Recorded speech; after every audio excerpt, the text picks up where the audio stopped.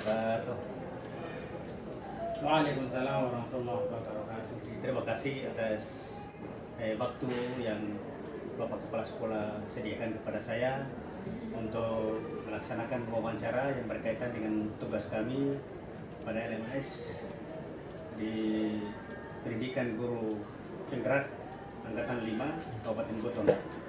Tapi sebelum saya lanjut melakukan wawancara kepada Bapak Kepala Sekolah, terlebih dahulu Bapak Kepala Sekolah memperkenalkan diri dulu. Silakan Pak. Terima kasih. Nama saya Lampaguna SPD MM, Kepala SMA Negeri 2 Pasarajo. Pada kesempatan ini saya akan diwawancarai oleh salah seorang calon guru penggerak dari SMA Negeri 2 Pasarajo atau dari sekolah saya sendiri atas nama Pak Larahmani SPD. Baik. Sebelumnya saya ucapkan salam dan bahagia kepada Bapak sebagai salah satu ucapan yang sering disampaikan oleh calon guru penggerak. Baik, Pak, pada kesempatan ini kita akan melakukan wawancara yang berkaitan dengan tugas saya sebagai calon guru penggerak Angkatan 5 dari Kabupaten Buton, berasal dari SMA Negeri 2 Pasarajo. Wawancara ini adalah wawancara yang kami lakukan terhadap para kepala sekolah, termasuk salah satunya adalah kepala sekolah yang berada di sekolah calon guru penggerak itu berasal. Baik Bapak Kepala Sekolah, pada kesempatan ini saya akan mengajukan beberapa pertanyaan wawancara dan silakan Bapak Kepala Sekolah menjawabnya dengan tenang, tidak perlu ada beban. Kita relax saja. Pertanyaan pertama Pak, selama ini bagaimana Bapak dapat mengidentifikasi kasus-kasus yang merupakan dilema etika atau bujukan moral Pak? Terima kasih atas pertanyaan itu. Saya melihat sini dua hal. Yang pertama harus Anda tahu dulu kasus itu apakah benar lawan benar atau salah atau benar lawan salah. Kalau itu kasusnya itu benar lawan benar, maka itu diidentifikasi sebagai kasus dilema etika. Jika identifikasi kasus itu adalah benar lawan salah, maka kasus itu diidentifikasi sebagai bujukan moral. Baik, Baik, terima kasih atas jawabannya Pak. Memang itu betul sekali bahwa kalau kasus itu benar lawan benar, maka itu termasuk kasus dilema etika, dan kalau kasus benar lawan salah itu termasuk salah satu kasus bujukan moral. Baik, untuk berikutnya Pak, selama ini bagaimana Bapak dalam menjalankan pengambilan keputusan di sekolah Bapak, termasuk untuk kasus-kasus di mana ada dua kepentingan yang sama-sama benar atau sama-sama mengandung nilai kebajikan Pak? Terima kasih. Kalau saya pribadi dalam melakukan pengambilan keputusan itu, di situ saya harus melihat daripada asas manfaat atau yang menjadi prioritas, dan sudah jelas bahwa yang diutamakan itu adalah yang memiliki kepentingan lebih besar. Jadi itu yang diambil, walaupun itu sama-sama benar, tetapi yang diutamakan itu adalah yang memiliki kepentingan yang lebih besar daripada kepentingan yang lebih kecil.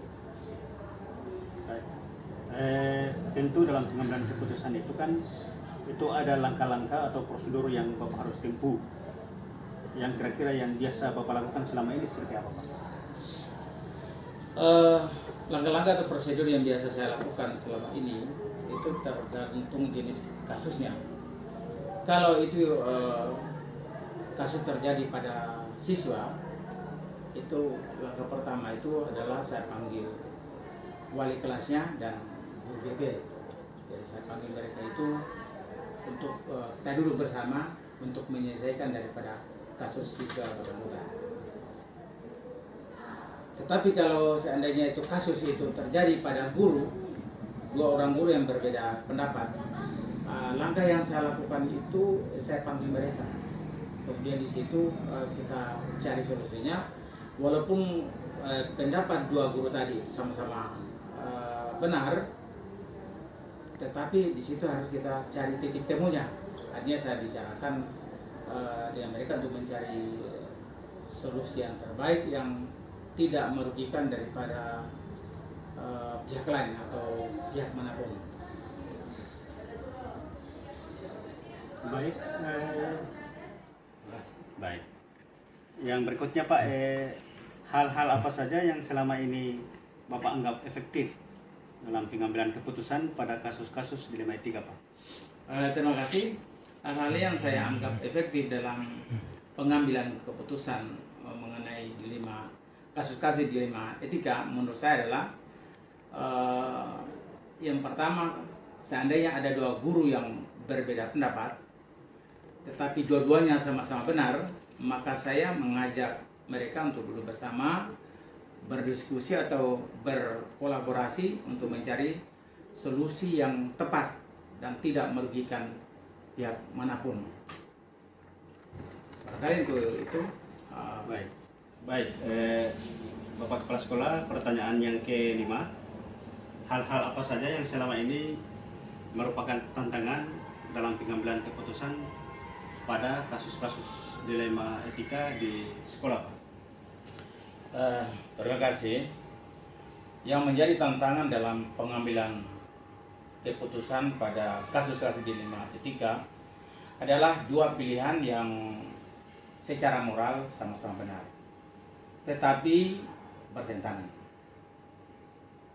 Pengambilan keputusan atas dua pilihan tersebut berdasarkan pada kepentingan yang lebih besar dan lebih utama ketimbang kepentingan yang lain.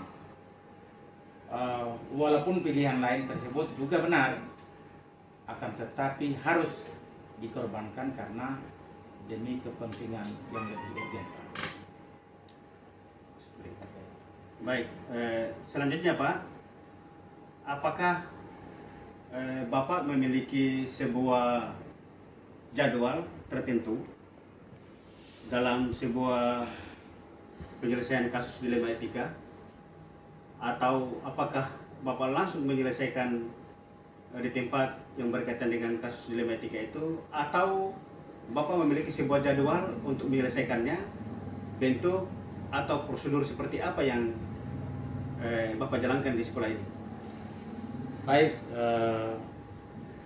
dalam penyelesaian kasus dilema etika, dalam hal ini benar di sekolah saya belum ada jadwal tertentu.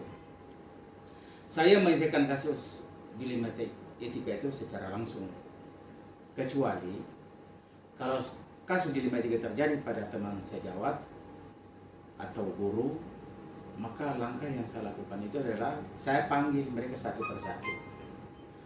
Setelah itu saya panggil kedua-duanya, kemudian kita bicarakan untuk mencari kesepakatan bersama, mencari solusi yang tepat, begitu, dengan catatan tidak merugikan pihak lain. Kemudian kalau kasus dilema etika ini terjadi pada siswa, maka tindakan yang saya lakukan itu pertama itu saya panggil wali kelasnya untuk membicarakan menyelesaikan kasus anak tersebut. Apabila dia masih terulang perbuatannya, maka saya akan panggil guru BP-nya untuk tentu kita bicarakan bersama. Ya, kalau itu tidak bisa lagi, maka tentu langkah yang terakhir itu adalah yang memberikan keputusan itu adalah kepala sekolah. Walaupun memang keputusan yang saya berikan itu dinilai kurang menguntungkan daripada yang bersangkutan. Begitu, Pak. Baik. Selanjutnya Pak, ada keseorangan atau faktor-faktor apa yang selama ini mempermudah atau membantu Bapak dalam pengambilan keputusan terkait dengan kasus-kasus dilema etika ini, Pak? Oke, tentu betul sekali. memang dalam pengambilan keputusan pada kasus dilema etika, saya membutuhkan seorang guru, bahkan beberapa orang guru untuk memintai pendapatnya atau masukannya mengenai solusi penanganan kasus tersebut. Biasanya dalam diskusi bersama itu kita bisa menemukan solusi yang terbaik atas kasus dilema etika tersebut. Demikian. Oh, seperti itu, baik. Yang terakhir ini Pak, dari semua hal yang telah disampaikan tadi, pembelajaran apa yang dapat Bapak petik dari pengalaman Bapak dalam mengambil keputusan terkait dengan kasus dilema etika? Oke, pertanyaannya menarik sekali. Terus terang saja, saya sampaikan bahwa pembelajaran yang saya petik dari pengalaman saya mengambil keputusan dilema etika dalam hal ini benar lawan benar adalah hampir semua pengambilan keputusan terkait kasus dilema etika dapat diputuskan dengan tepat dan akurat karena ada langkah dan prosedur yang harus dilakukan sebelum membuat keputusan. Ada prosedur yang dilakukan sebelum mengambil keputusan. Pengambilan keputusan yang tepat dan akurat untuk setiap kasus dilema etika sangat dibutuhkan oleh semua pihak, karena kadang saya belum mampu menemukan mana kasus yang perlu diutamakan atau yang paling urgen atau yang paling penting. Sehingga dengan berpedoman pada 4 paradigma, 3 prinsip dan 9 langkah pengambilan atau pengujian keputusan hingga sekarang, ini sesuai dengan fakta yang ada di lapangan, bahwa kondisi sekolah kami sangat kondusif, aman, nyaman, karena menyenangkan semua pihak. Barangkali itulah keterangan yang dapat saya berikan sama Bapak. Baik, terima kasih banyak Bapak Kepala Sekolah sudah meluangkan waktu untuk melakukan wawancara terkait dengan tugas kami, yaitu di demonstrasi kontekstual program Guru Penggerak Angkatan 5 untuk Kabupaten Buton, Pak. Iya, Semoga ini bermanfaat dan amin, insyaallah. Saya akhiri dengan ucapan wabillahi taufiq wal hidayah. Assalamualaikum warahmatullahi wabarakatuh. Waalaikumsalam warahmatullahi wabarakatuh.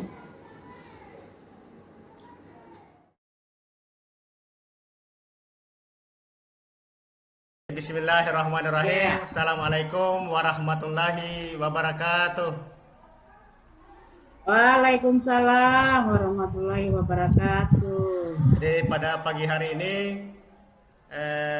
terima kasih banyak kepada Ibu Kepala Sekolah yang sudah berkenan memberikan saya waktu untuk melakukan wawancara yang berkaitan dengan tugas saya di demonstrasi kontekstual untuk program Guru Penggerak Angkatan 5 Kabupaten Buton. Pada pagi hari ini sebelum kita memulai wawancara, terlebih dahulu saya persilakan kepada Ibu untuk memperkenalkan diri dulu. Kami persilakan, Bu. Oh, iya. Terima kasih Pak atas kesempatan yang diberikan kepada saya. Saya Siti Mausi SPD, adalah Kepala Sekolah dari SMP Negeri 8 Buton. Baik, terima kasih atas perkenalannya Bu. Ada beberapa panduan wawancara yang perlu saya ingin tanyakan kepada Ibu. Nanti silakan Ibu menjawabnya dengan nyaman, tidak perlu ada tekanan. Iya, siap-siap. Baik. Yang pertama, selama ini bagaimana menurut Ibu dapat mengidentifikasi kasus-kasus yang merupakan dilema etika atau bujukan moral di sekolahnya, Bu? Oh iya, Meskipun tadi sempat hilang suaranya nih Pak. Iya. Pertanyaannya diulang dulu Pak. Ya, Karena suara ya, hilang baik. lagi sejenak. Pertanyaan yang pertama itu, selama ini bagaimana Ibu dapat mengidentifikasi kasus-kasus yang merupakan dilema etika atau bujukan moral di sekolahnya, Bu? Oh iya ya Pak, terima kasih Pak. Untuk menjawab masalah dilema etika dan rujukan moral ini, kalau di sekolah kami ini, untuk mengidentifikasi suatu kasus itu, termasuk yang dilema etika atau rujukan moral itu, kami selalu melakukan analisis dulu dari masalah yang dihadapi, baik itu dilema etika maupun rujukan moral. Adapun analisis yang kami lakukan itu tentunya apa masalahnya, kemudian faktor-faktor apa yang mempengaruhi masalah tersebut dengan menggunakan 4 paradigma, 3 prinsip dan 9 langkah yang untuk menentukan pengambilan keputusan setiap masalah, baik itu dilema etika maupun kasus yang dimaksud rujukan moral tadi. Yang dilema etika itu ada permasalahan yang benar sama-sama benar, kemudian yang bujukan antara benar dan salah. Semua itu harus kita analisis, kemudian baru kita bisa mengambil suatu keputusan. Mungkin begitu, Pak. Baik. Kita lanjut, Bu ya. Untuk iya. yang kedua.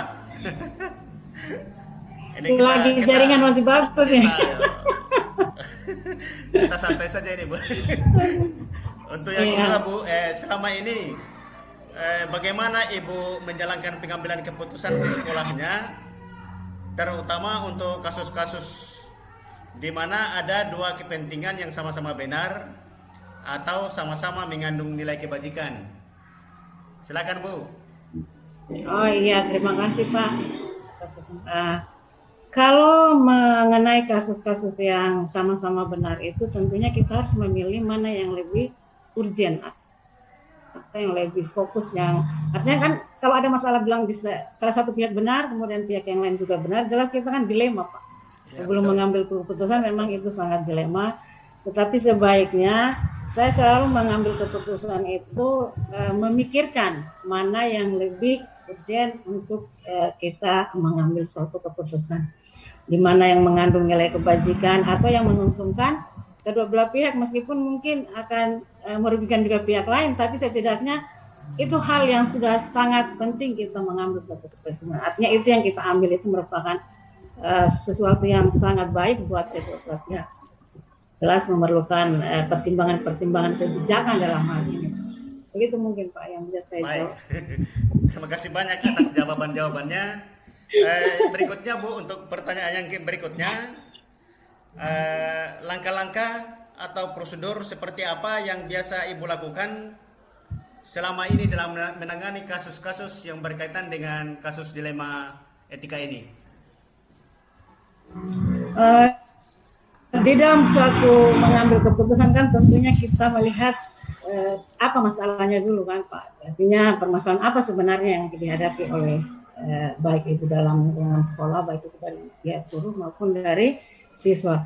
Tentunya ada langkah-langkah khusus. Pertama kan kita mengenali dulu apa itu masalahnya atau nilainya apa yang terkandung dalam suatu masalah. Yang kedua kita menentukan siapa yang berada di dalam masalah itu, apakah itu siswa atau guru. Kemudian yang ketiga mengumpulkan fakta-fakta. Tentunya untuk mengumpulkan fakta-fakta ini kan kita melibatkan guru-guru atau kalau siswa kan guru BP di dalam hal ini yang akan memanggil siapa pelakunya itu, kemudian menanyakan fakta-fakta apa yang menyebabkan terjadinya suatu masalah. Kemudian yang keempat, kita menguji masalah tersebut, apa itu masalah benar atau salah yang kita hadapi. Yang berikutnya pengujiannya. Pengujiannya kita tentu melibatkan guru-guru dan beberapa orang teman untuk menguji masalah tersebut. Kemudian setelah itu kita akan mengambil keputusan. Jelasnya kita harus rembuk dengan guru-guru sebelum kita mengambil keputusan, apalagi ini masalah yang sangat betul membutuhkan pemikiran yang sangat bijak. Kemudian sebelum mengambil keputusan tentunya kita rapat dulu dengan dewan guru. Kemudian kita mulai melakukan dalam rapat itu kan kita saling sharing, memberikan pendapat tentang masalah-masalah tadi itu. Nanti dari hasil kumpulan fakta semua dan apa itu baru kita rapat dengan Dewan Guru BP menanyakan semua permasalahan, baru kemudian kita rembuk untuk mengambil suatu keputusan. Tentunya keputusan itu harus menguntungkan kedua belah pihak. Artinya penuh dengan pertimbangan kebijakan, itu tidak akan lepas Pak. Meskipun mungkin keputusan itu sulit untuk kita ambil, tetapi ya namanya suatu keputusan harus ada yang kita ambil. Tidak mungkin kita memutuskan dua-duanya kan, pasti salah satunya. Jadi kita melihat mana yang lebih urgent atau yang lebih penting. Mungkin begitu Pak. Baik, terima kasih atas jawaban-jawabannya. Jadi ini sangat bagus sekali apa yang Ibu telah sampaikan dan memberikan saya inspirasi. Untuk selanjutnya kita masuk pada pertanyaan yang berikut. Kira-kira hal-hal apa saja yang selama ini Ibu anggap efektif dalam rangka pengambilan keputusan pada kasus-kasus dilema etika di sekolahnya, Bu? Untuk memutuskan kasus di sekolah itu memang memerlukan pertimbangan Pak. Betul. Tidak, iya memang sangat sulit Pak. Sebentar saya minum. Tentunya kita harus melakukan beberapa hal karena memerlukan pertimbangan karena ini menyangkut keputusan utamanya misalnya keputusan yang terhadap siswa. Tentu tidak segampang kita oke itu bermasalah sudah selesai, tidak boleh kan, harus kita pertimbangkan sisi baiknya ya, apalagi mungkin masalah ini sangat istilahnya sangat urgent kita untuk hadapi, aja memerlukan pertimbangan-pertimbangan. Dalam hal ini saya melakukan keputusan yang tepat itu dan akurat sesuai dengan 4 paradigma, kemudian 3 prinsip-prinsip pertimbangan yang harus kita hadapi, kemudian kita lakukan 9 langkah tadi dari pengumpulan, melihat siapa pelakunya, kemudian pengumpulan fakta-fakta dan lain-lain, rapat Dewan Guru, kemudian mengambil keputusan, itu semua tetap kita harus lakukan untuk menentukan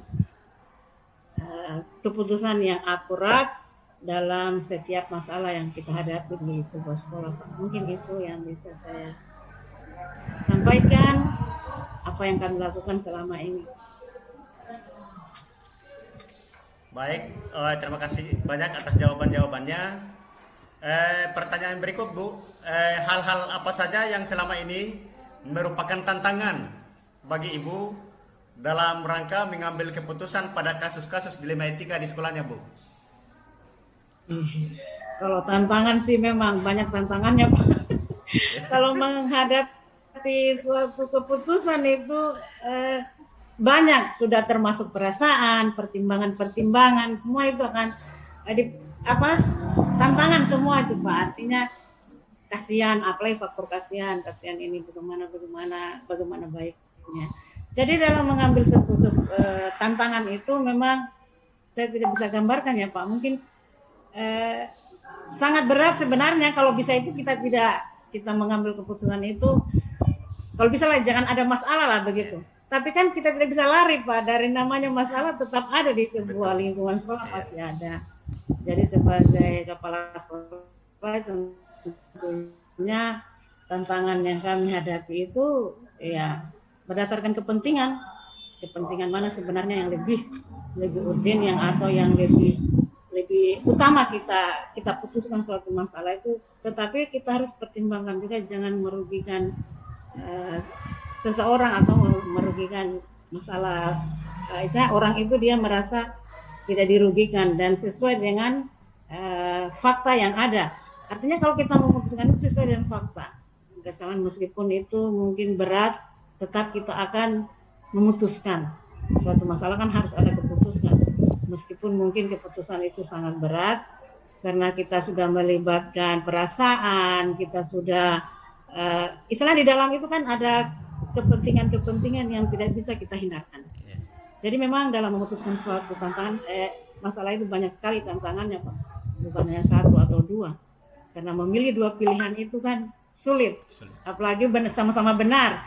Kalau memang ada benar salah mungkin itu tidak sulit Pak. Tapi kalau sudah sama-sama benar itu menurut saya sangat berat untuk memutuskan suatu keputusan. Jadi harus kita pertimbangkan walaupun hal itu mungkin berat, tapi kita tetap memilih mana yang betul-betul benar di dalam suatu masalah itu, meskipun kita harus mengorbankan salah satu pihak. Jadi kita harus pilih betul-betul yang memang yang kita putuskan itu betul-betul tidak terlalu merugikan banyak pihak, tapi setidaknya masalah itu bisa terselesaikan meskipun mungkin ada salah satu yang merasa dikorbankan dalam hal ini. Tapi kan dalam suatu masalah itu harus ada Pak keputusan, tidak mungkin kita tidak memutuskan salah satu. Jadi tetap ada keputusan, tapi dengan berbagai macam pertimbangan tadi itu, tentangnya perasaan, kebijakan itu semua harus diperhatikan Pak. Itu mungkin yang bisa saya jawab. Terima kasih banyak atas jawaban-jawabannya. Kita lanjut saja berikutnya. Apakah menurut Ibu dalam menyelesaikan sebuah kasus dilema etika itu di sekolahnya sudah punya jadwal, ataukah dalam menyelesaikan kasus itu Ibu langsung selesaikan di tempat, ataukah memiliki sebuah jadwal untuk menyelesaikannya, atau dalam bentuk prosedur seperti apa yang kira-kira Ibu bisa jalankan di sekolahnya?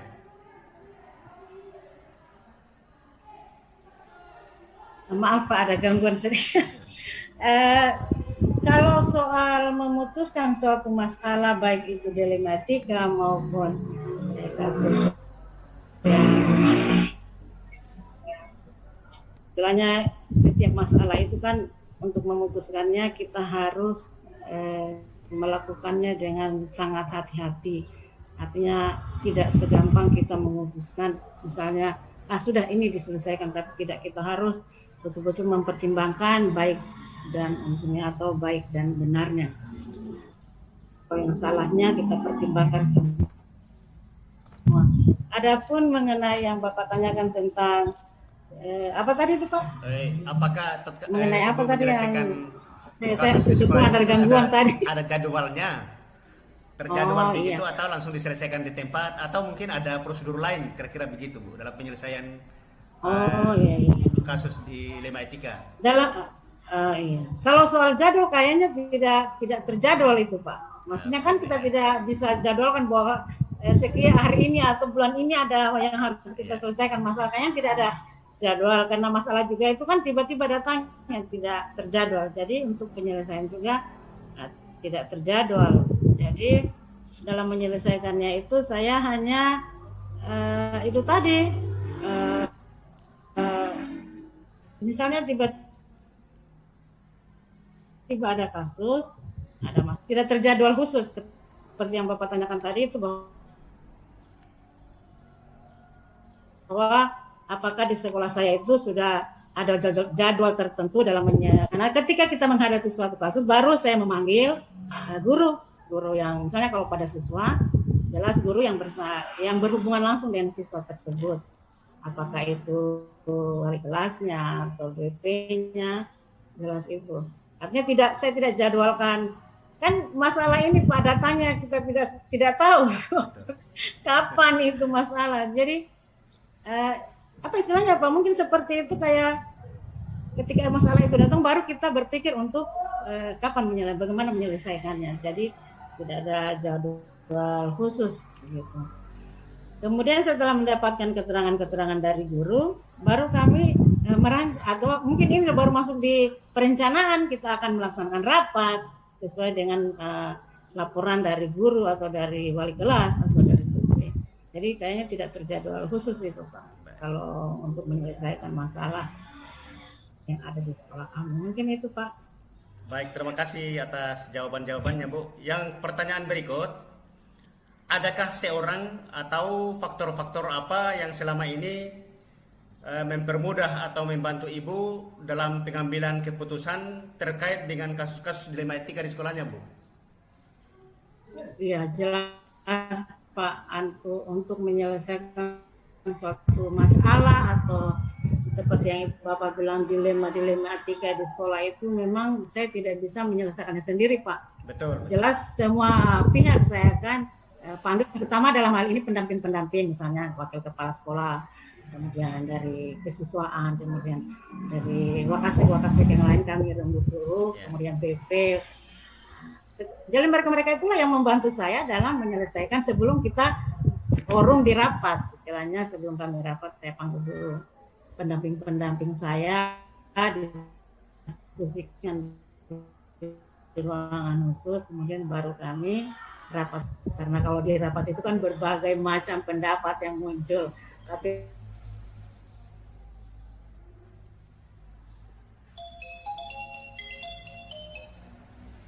ketua kasek saya Pak itu.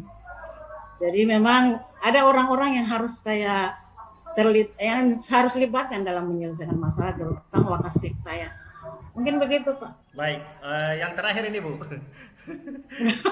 Mudah-mudahan jaringan tetap bagus sih Pak. Yang terakhir ini dari semua hal yang telah disampaikan tadi, pembelajaran apa yang dapat Ibu petik dari pengalaman Ibu mengambil keputusan yang berkaitan dengan kasus dilema etika ini, Bu? Oh iya. Pengalaman saya dalam memutuskan kasus dilema etika ini memang tentunya kita sudah bisa memutuskan itu karena kita sudah melalui rangkaian proses. Ya, artinya tidak setelah kita dapat masalah kita langsung putuskan kan Pak, tidak. Nah, mudah-mudahan keputusan itu memang sudah akurat karena kita sudah melewati tahap-tahap prosedur yang harus kita lakukan. Kalau kita tidak melakukannya dari secara prosedur, mungkin bisa saja keputusan yang kita ambil itu mungkin salah. Jadi menurut saya langkah yang saya ambil itu sudah akurat karena sudah melalui tahap-tahap yang seharusnya kita lalui sebelum mengambil keputusan itu. Nah, terutama dalam pengambilan keputusan itu kan tadi seperti saya singgung bahwa kita harus melakukan 4 paradigma dalam pembuatan keputusan, kemudian 3 prinsip di dalam melakukan keputusan kita harus lakukan, dan terutama itu 9 langkah. 9 langkah yang seperti yang saya sampaikan di awal tadi itu tahap-tahapnya. Pertama kita lihat dulu kasusnya apa, kemudian siapa pelakunya dan seterusnya, dan sambil pada akhirnya kita menentukan keputusan yang sangat urgent meskipun sama-sama benar. Kalau benar salah kan gampang Pak. Kalau dilema etika itu memang sama-sama benar. Jadi setelah kita melakukan tahap-tahap sesuai prosedur, saya rasa keputusan yang kita ambil itu sudah akurat dan tidak merugikan salah satu pihak, saya kira Pak. Mungkin begitu. Baik. Jadi terima kasih banyak Bu atas. Yang penting prosedurnya sesuai Pak. Betul. Kalau sudah sesuai prosedur Pak, kalau kita mengambil keputusan saya rasa itu sudah sesuatu yang akurat Pak. Mungkin begitu. Baik. Yang bisa saya simpulkan. Baik. Jadi terima kasih banyak atas kesempatan yang Ibu perkenankan kepada saya, sehingga wawancara ini alhamdulillah sungguh pun banyak gangguan-gangguannya tapi bisa diselesaikan dalam beberapa waktu ini. Sekali lagi saya ucapkan terima kasih banyak atas perkenan Ibu bisa membantu dalam rangka melakukan wawancara berkaitan dengan pengambilan keputusan oleh kepala sekolah di sekolahnya masing-masing. Jadi sekali lagi terima kasih banyak kepada Ibu atas waktunya, dan saya akhiri dengan ucapan wabillahi taufiq wal hidayah. Wassalamualaikum warahmatullahi wabarakatuh. Waalaikumsalam warahmatullahi wabarakatuh. Terima kasih Pak. Terima kasih banyak, Mudah-mudahan berkah.